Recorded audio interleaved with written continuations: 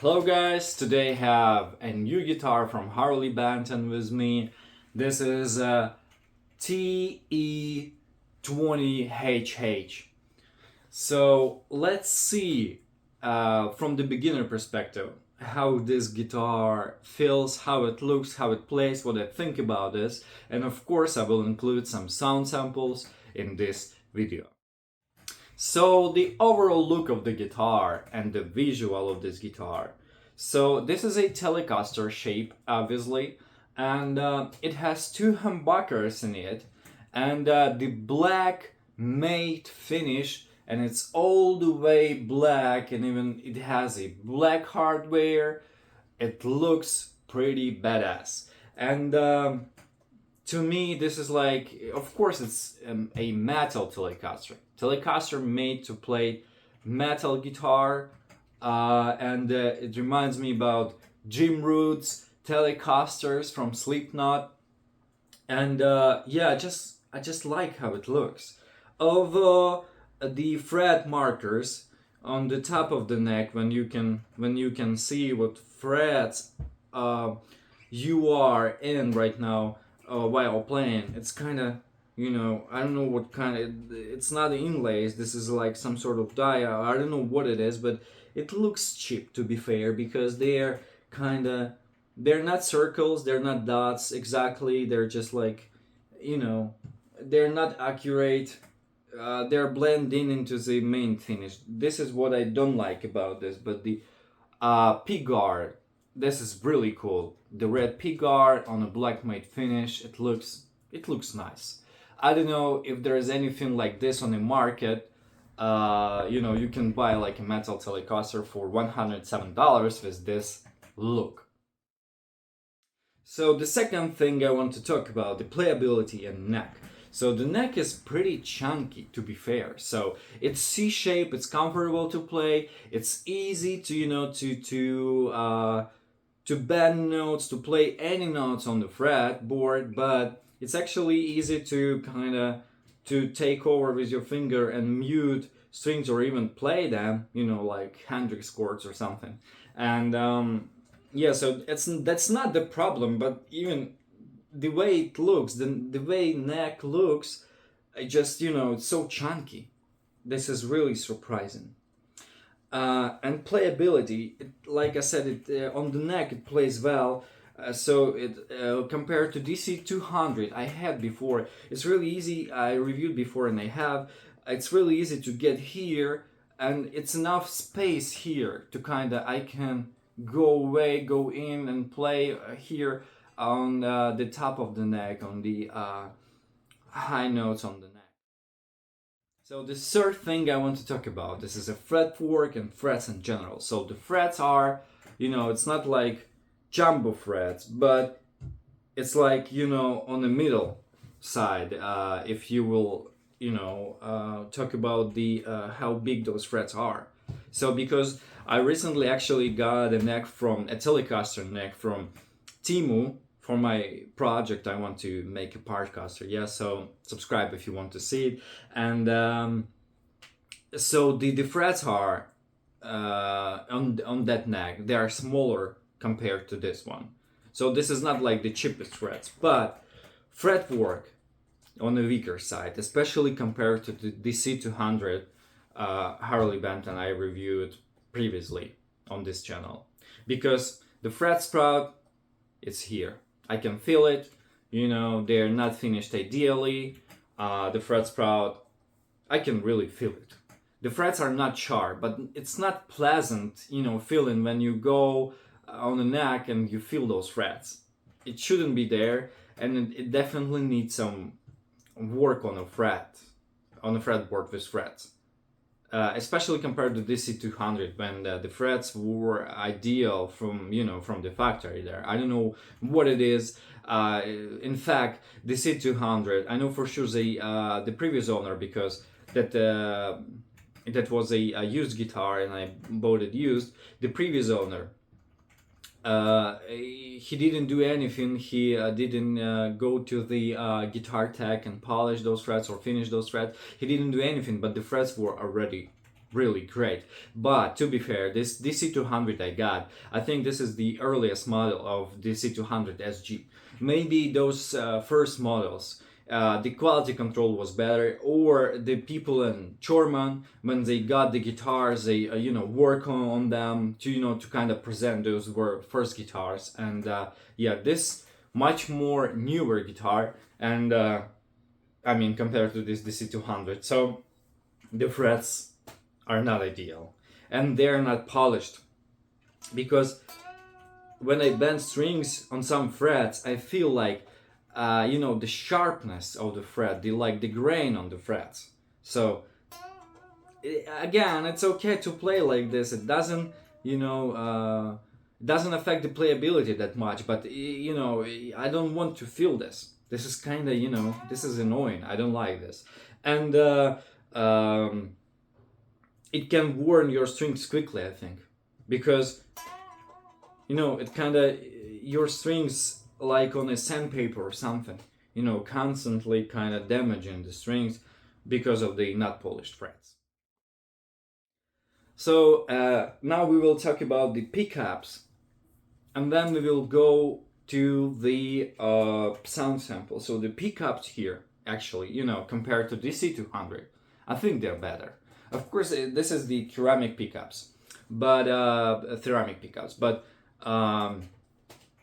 these pickups, they have less output than the DC-200, but in my opinion, they have more clarity. They don't have that much noise in it, and it might be because they are quieter, but in general, the back noise when you plug the guitar, it's much less compared to the C200, and I like it, to be fair, because I like clarity more than the output in general. I don't know, I don't really care how hot they are, but the clarity is top for me, because it just sounds better. It just sounds better, and that's it. Yeah, so the electronics, like the knobs, it works perfectly fine. The switch works perfectly fine. I like both pickups, how they sound, the neck and the bridge pickups. I rarely play with two pickups on, but it's just the preferences. It's about the tone you want to get from the guitar. And yeah, right now you will hear different sound samples. I included the clean, the high gain, some other effects I have. And as in my previous review, yeah, I played through the M Audio, M Track, M Solo. This is the audio interface I have. I am using Guitar Rig 7, the free version, just whatever presets they are, I don't change them. So this is a pretty good reference, because a lot of beginners and who don't want to spend a lot, they will choose audio interface over the amp, because it's just cheaper. You can get so much more sounds from it, like the amp sims, the effects. But this video is not about it. It's just for your reference what I'm using, but I also will on the sound samples I will include those text with the specs.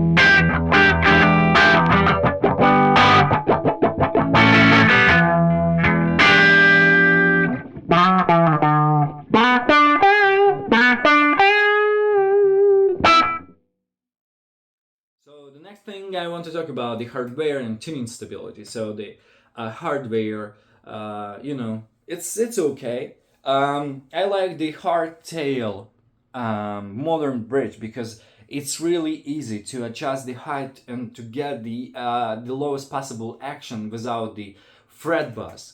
And I really like it, especially compared to DC-200, the two pneumatic bridge. Of course, I understand this is like a different type of bridge, but I like this much more because it's easy to adjust, and you can get the really good action with it. And yeah, I cannot complain about the quality of this bridge. It's completely okay. It works just fine. The tuners, to be fair, they're not pretty good. So they hold tune pretty okay, but what I don't like about them is hard to get the right note, the clean note sometimes, because you can go too far or too far back. It's hard to get this kind of like E. It's not more about E, it's more about like G and B in my case. Yeah, so sometimes it's hard, like okay, it's G sharp, now it's okay, go back, it's G flat, and you need to kind of play a bit with it. So the tuners are pretty cheap, I think, but they hold tune as well. And like the only thing I want to mention is B string. Sometimes I need to tune it during the playing session if I just practice, or like I'm playing in Rocksmith, and yeah, sometimes I need to tune it up after some time because it becomes flat. Not drastically, but still. Yeah, but that's about it. They're okay for the price. What do you want to expect for $107? Probably if you want to gig with this guitar or record with this guitar in studio, for example, yeah, you probably want to change those tuners, definitely. But for just the home practice, a casual playing, they're completely okay. I've seen worse, definitely. But compared to DC-200, I think those tuners are better. But like I mentioned before, those are early models of DC-200. Might be just might be just mine, but they're so much better than these. So in the summary, this Harley Benton TE-20HH. I like this guitar in general. The playability is really good. The clarity of the pickups, I like it.